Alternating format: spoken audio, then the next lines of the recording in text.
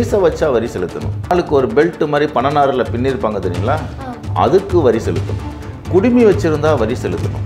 ஆண்கள் எப்படி நிற்கணும் அப்படின்னா கை கட்டி இப்படி நிற்கணும். பெண்கள் எப்படி நிற்கணும், பின்னாடி கையை கட்டி வானத்தை பார்த்து நிற்கணும். அந்த பகுதியில் நடந்த வரலாறு என்னன்னாவது இவருக்கு தெரியுமா? எதுவுமே தெரியாமல் எவனோ கக்குனதை நக்கிட்டு வந்து இங்கே வாந்தி எடுக்கக்கூடிய அயோக்கியத்தனத்தை நாங்கள் வன்மையாக கண்டிக்கிறோம்.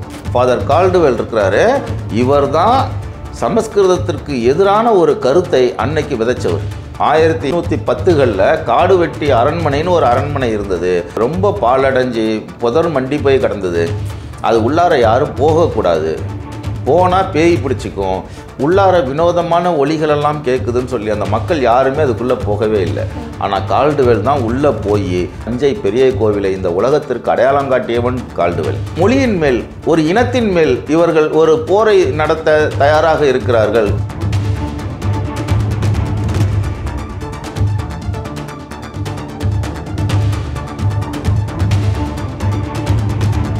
நெவரஸ் தமிழ் நேயர்களுக்கு அன்பு வணக்கங்கள். நான் உங்கள் விஜயலட்சுமி.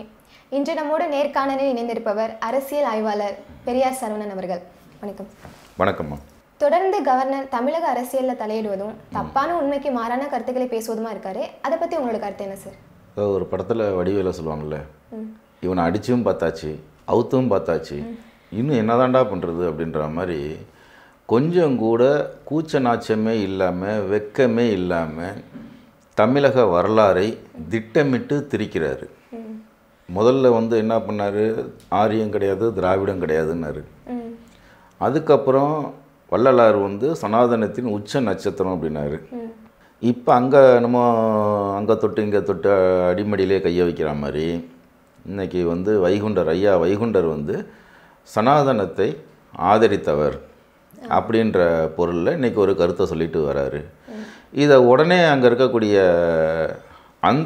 அந்த வழிபாட்டு தலத்தோட உயர் அதிகாரியாக இருக்கக்கூடிய பொறுப்பாளராக இருக்கக்கூடிய ஐயா பால பிரஜாபதி அவர்கள் உடனடியாக கண்டித்து ஒரு அறிக்கையும் கொடுத்துட்டாங்க. சனாதனத்திற்கு எதிரானவர் தான் வைகுண்டர் அப்படின்னு ஒரு அறிக்கையும் கொடுத்துருக்குறாங்க. இதற்கு அப்புறம் ஒரு திருந்துறா மாதிரியும் தெரியல. இல்லைன்னா நாம் தான் திருத்தணும் அவரை. ஐயா வைகுண்டர் சனாதனத்தை தான் போதித்தாரா? இல்லை, இது ஆளுநர் ரவி அவர்கள் பேசுவது அப்பட்டமான பொய். இது ஒரு வரலாற்று வன்முறை. அவர் பேசுகிறது கடுகளவு கூட உண்மை கிடையாது. இன்னும் சொல்லப்போனால் அதான் ஐயா வைகுண்டர் அவர்கள் சனாதனத்திற்கு எதிராக ஒரு மிகப்பெரிய ஒரு போர்க்குரல் எழுப்பியவர். அன்றைய காலகட்டத்தில் மேலாடை அணியக்கூடாது, கோயிலுக்குள்ளே வரக்கூடாது, துண்டை கக்கத்தில் தான் வச்சுக்கிட்டு அலையணும், அதாவது முட்டிக்காலுக்கு கீழேயும் இடுப்புக்கு மேலேயும் உடையே இருக்கக்கூடாது அப்படின்னு ஒரு சொன்ன காலகட்டத்தில் நீங்கள் முண்டாசு கட்டிக்கிட்டு தான் கோயிலுக்குள்ளே வரணும், துண்டை தோளில் போட்டு தான் கோயிலுக்கு வரணும். அது மட்டும் கிடையாது, நீங்கள் நினைக்கிற மாதிரி இங்கே கடவுளும் கிடையாது, வெறும் ஒரு ஜோதி வடிவில் இருப்பார், ஒரு விளக்கு எரியும், அந்த விளக்கு தான் கடவுள், அதை வணங்குங்க அப்படின்னு சனாதனம் எதையெல்லாம் வேத சாஸ்திர புராண இதிகாசங்கள் எதையெல்லாம் நியாயப்படுத்துச்சோ அதற்கு முற்றும் முழுதான ஒரு வழிபாட்டு முறையை, ஒரு கிளர்ச்சியை தொடங்கி வைத்தவர் தான் ஐயா வைகுண்டர் அவர்கள். என்ன காரணம் அப்படின்னு கேட்டிங்கன்னா, அன்னைக்கு இருந்த திருவிதாங்கூர் சமஸ்தானம் அவ்வளோ ஒரு கொடுமையான ஒரு சமஸ்தானமாக இருந்தது. 56 அடி தூரத்தில் இருந்து தான் ஒரு ஈழவரை நீங்கள் பேசணும். ஒரு நம்பூதிரி வராருன்னா ஒரு நம்பூதிரிக்கும் ஈழவருக்கும் 56 அடி வித்தியாசம் இருக்கணும். ஒரு நம்பூதிரிக்கும் ஒரு நாடாருக்கும் 36 அடி வித்தியாசம் தான் பேசணும். ஒரு நாயருக்கும் ஒரு நம்பூதிரிக்குமான இடைவெளி 16 அடி இருக்கணும். இப்படி தூரங்கள் இருக்கணும். மேலாடை போடக்கூடாது, மார்புக்கு வரி செலுத்தணும். இது போன்ற ஒரு கொடுமையான சட்டங்கள் எல்லாம் மீசை வச்சா வரி செலுத்தணும். பனைமரம் ஏறும்போது காலுக்கு ஒரு பெல்ட் மாதிரி பணநாரில் பின்னிருப்பாங்க தெரியுங்களா, அதுக்கு வரி செலுத்தணும். குடுமி வச்சுருந்தா வரி செலுத்தணும். இறக்குற கல்லுக்கு நீங்கள் வரி செலுத்தணும். விவசாயத்திற்கு நீங்கள் வரி செலுத்தணும். விவசாய நிலத்தை தரிசாக போட்டிருந்தா வரி செலுத்தணும். உலகத்தில் இப்படியான கொடுமைகள் கொடூரங்கள் எங்கேயுமே நடந்தது கிடையாது. அதையெல்லாம் எதிர்த்து தான் இன்னும் குறிப்பாக நீங்கள் சொல்லணும் அப்படின்னு பார்த்தீங்கன்னு கேட்டிங்கன்னா, பெண்கள் மாறாப்பு போட முடியாது. இப்போ உதாரணத்துக்கு திருவிதாங்கூர் சமஸ்தானத்திலிருந்து திவான் போன்றவர்கள், மகாராஜாவோ அல்லது திவான் போன்றவர்களோ வந்தாங்கன்னா ஆண்கள் எப்படி நிற்கணும், அப்படின்னா கை கட்டி இப்படி நிற்கணும், பூமியை பார்த்து நிற்கணும். கை கட்டி குனிஞ்சு பூமியை பார்த்து நிற்கணும். பெண்கள் எப்படி நிற்கணும் அப்படின்னு கேட்டிங்கன்னா பின்னாடி கையை கட்டி வானத்தை பார்த்து நிற்கணும். ஆண்கள் கை கட்டி பூமியை பார்ப்பதும், பெண்கள் பின்னாடி கையை கட்டி வானத்தை நிமிர்ந்து பார்க்கணும் அப்படின்ற ஒரு கொடுமையெல்லாம் நடந்தது. அந்த காலகட்டத்தில் தான் 2 வகையான எழுச்சி ஏற்படுது இந்த நாட்டில். ஒன்று வந்து கிறிஸ்தவர்களோட வருகை, அது ஒரு மாற்று பண்பாட்டை இங்கே முன்னிறுத்துச்சு. இந்த மத போதகர்கள், கிறிஸ்தவ போதகர்கள் பிரச்சாரம் செஞ்சு வந்துக்கிட்டு இருக்கும்போது அங்கே போய் ஒரு பொண்ணு கதறிய காலில் விழுந்து அழுகிறா. அதற்கு முன்பாக ஒரு திவான் வந்து ஊரை சுற்றி பார்க்குறதுக்கு வரான். அதே மாதிரி அந்த பொண்ணு, அவள் பேர் வந்து இசைக்கின்னு பேர், காலில் விழுந்து அழுகுறா. இந்த இடுப்பில் இருக்கக்கூடிய துணியை நான் மேலே மாறாப்பாக போட்டுக்கிறேன், எனக்கு பெண் உறுப்பு வளரல, ஆனால் மார்பகங்கள் வளருது, எனக்கு வெக்கமாக இருக்குதுன்னு சொன்ன உடனே அவளை சவுக்கால் அடித்து ஒரு பக்கம் மாட்டையும் ஒரு பக்கம் இசைக்கையும் வச்சு ஏறு ஓட்டினாங்க. அப்படி ஒரு கொடுமைக்காரர்கள் மத்தியில் அன்னைக்கு ஒரு புதிய மறுமலர்ச்சி கிறிஸ்தவம் தமிழகத்திற்குள்ளே நுழைஞ்சுது. நுழையும் போது இந்த பெண் இப்படிலாம் இங்கே இந்த கொடுமை நடக்குது அப்படின்னு சொல்லி அந்த பாதிரியார் காலில் விழுந்து கதறி அழுவுறா. உடனே அந்த பாதிரியார் தான் மேலே போட்டு இந்த குப்பாயம், அந்த அங்கி இருக்குது பார்த்தீங்களா, அந்த பெண்ணுக்கு போத்தி விட்டு இன்னிலிருந்து நீ இசைக்கு அல்ல இசபெல்லா அப்படின்னு ஒரு பெயர் சுட்டி ஞானஸ்தானம் கொடுக்குறார். தமிழகத்தில் நிகழ்ந்த சனாதனத்திற்கு எதிராக நிகழ்ந்த முதல் கிளர்ச்சி அந்த மதமாற்றம். முதல் கிறிஸ்தவ பெண்ணும் தமிழகத்தில் இசைக்கு என்கின்ற இசபெல்லா தான் முதல் கிறிஸ்தவ பெண். இப்படியான ஒரு மறுமலர்ச்சி அங்கே ஏற்படுது. இது நாளடைவில் வளர்ந்து இன்னும் சொல்லப்போனால் இந்த பெண்கள், ஈழவ பெண்கள் எல்லாம் மேலாடை அணிகிறார்கள்னு சொன்ன உடனே அங்கே இருக்கக்கூடிய உயர்சாதி நம்பூதிரிகளும் நாயர்களும் அரசர்களும் சேர்ந்து அந்த மக்களை இன்னும் கடுமையாக ஒடுக்கும்போது அப்போ அங்கே இயல்பாகவே அந்த பகுதியில் வந்து ஒரு போராட்டம் வெடிக்குது. எல்லாரும் தோல் சீலை, மாறாப்பு மேல் சீலை அணியணும் அப்படின்னு ஒரு போராட்டம் நடக்குது. இந்த போராட்டம் ஏறக்குறைய 36 ஆண்டுகள் நடைபெறுது. இந்த 36 ஆண்டு காலம் மேலாடைக்காக போராட்டம் இருக்குது பார்த்தீங்களா, உலக வரலாறில் நீங்கள் இந்த போராட்டத்தை எங்கேயுமே பார்க்க முடியாது. இதே சனாதனத்திற்கு எதிராக இந்த போராட்டத்துக்கு பின்புலமாக இருந்தவர் யார், தூண்டிவிட்டு இந்த சுயமரியாதைக்கான போராட்டத்தை நடத்தினது யாருன்னு கேட்டிங்கன்னா ஐயா வைகுண்டர் அவர்கள். ஆக முழுக்க வைகுண்டர் அவர்கள் சனாதனத்திற்கு எதிராக ஒரு போராட்டத்தை கட்டி அமைத்தது மட்டுமல்லாமல் சனாதன தர்மங்களுக்கெல்லாம் எதிராக ஒரு கோவிலை நிர்மாணித்து அதற்கு எல்லா மனிதர்களும் வரலாம், அங்கே தீண்டாமை கிடையாது, கொடிமரத்தோட ஒரு சாதி, கோவிலோட ஒரு சாதி, கோபுரத்தோட ஒரு சாதின்ற பாகுபாடெல்லாம் கிடையாது, கடவுளுக்கு உருவம் இல்லை, நீங்கள் வந்து அந்த விளக்கை எல்லாருமா தொட்டு கும்பிட்டு போகலாம் அப்படின்ற அந்த மதத்திற்குள்ளாகவே ஒரு புரட்சி செய்தவர் தான் சாமித்தோப்பு ஐயா வைகுண்டர் அவர்கள்.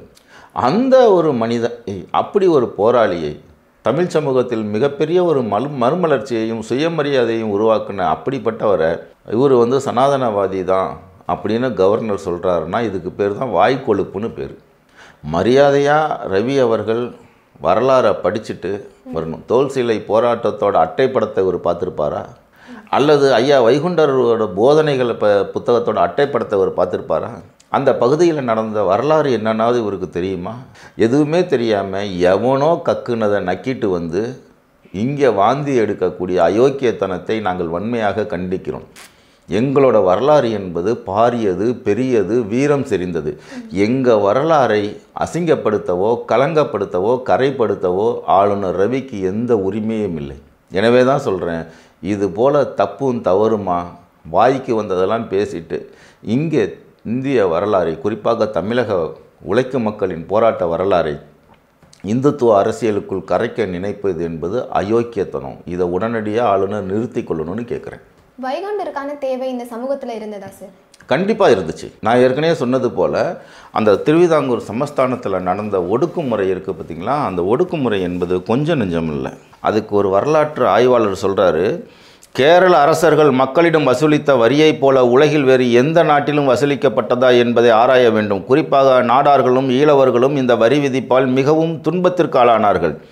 சுமார் 100க்கும் மேற்பட்ட வரிகளை அவர்கள் செலுத்த வேண்டியிருந்தது. உயிரோடு இருக்கும் 16 முதல் 60 வயதுக்குட்பட்ட ஆண்கள் தலைவரி செலுத்த வேண்டும், செத்தவர்களுக்கும் வரி செலுத்த வேண்டும். சொத்து மதிப்பில் 40% வரி.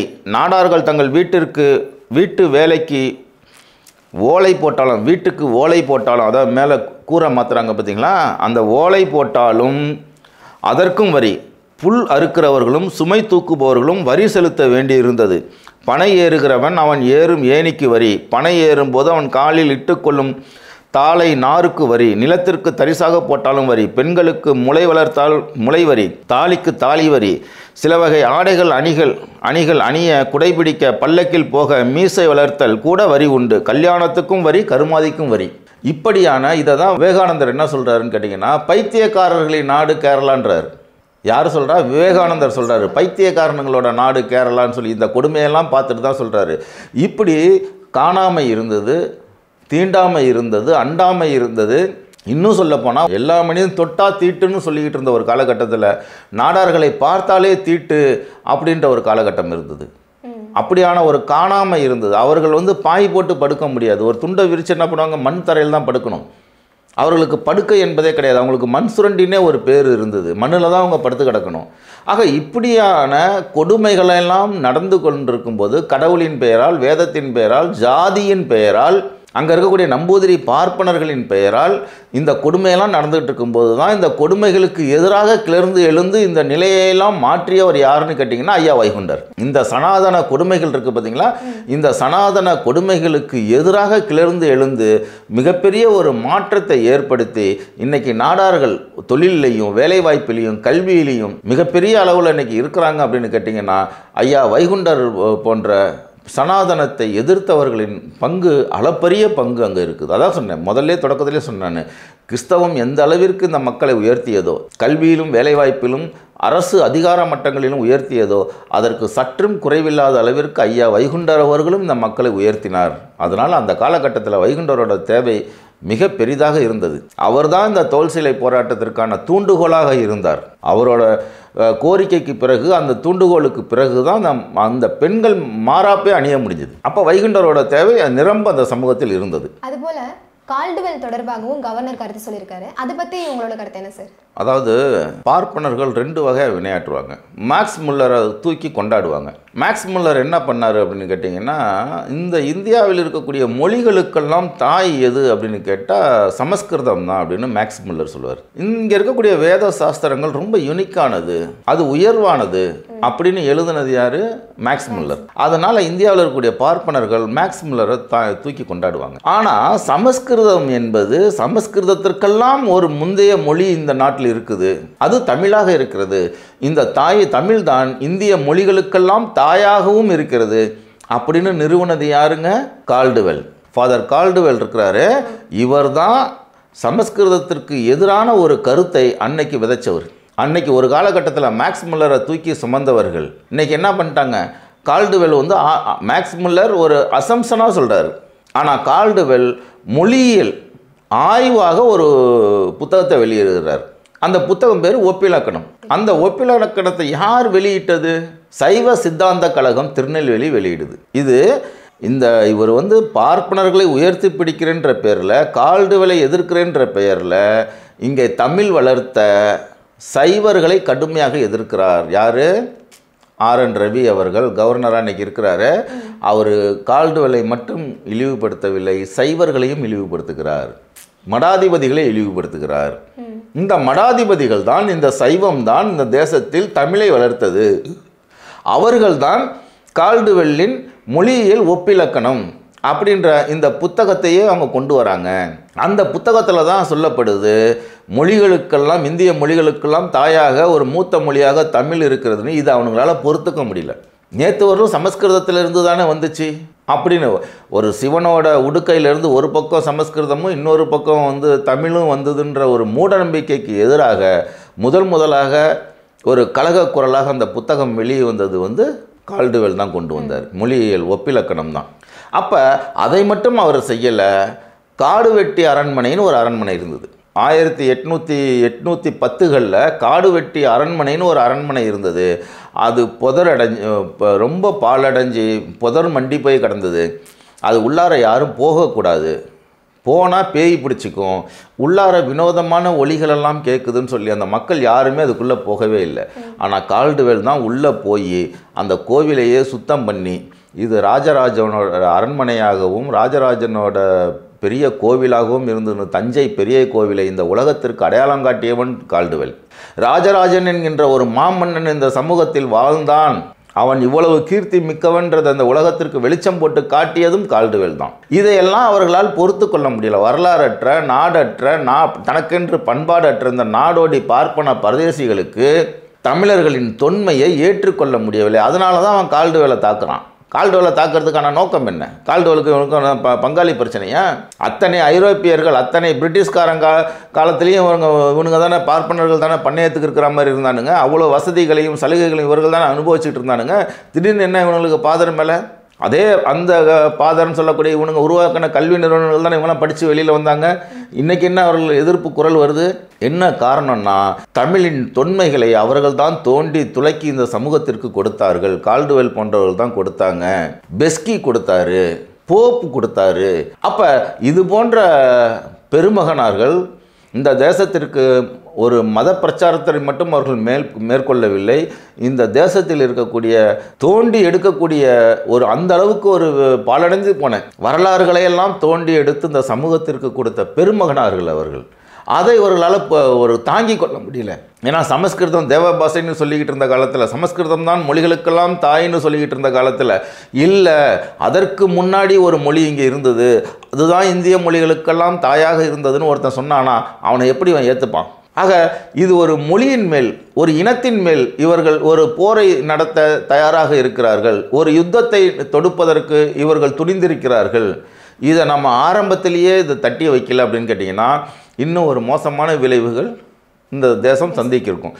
நான் இப்போவே சொல்கிறேன், ஒரு குடுகுடுப்பைக்காரனை போல, ஒரு ஜோதிடக்காரனை போல ஒரு முன்னறிவிப்பனாக சொல்கிறேன். இந்த நிலை நீடிச்சதுன்னா தமிழகம் மிக மோசமான கட்டத்துக்கு போயிடும். அதற்குள்ளே இங்கே இருக்கக்கூடிய தலைவர்களோ இயக்கவாதிகளோ கட்சியினர்களோ விழித்து கொள்ளுங்கள்.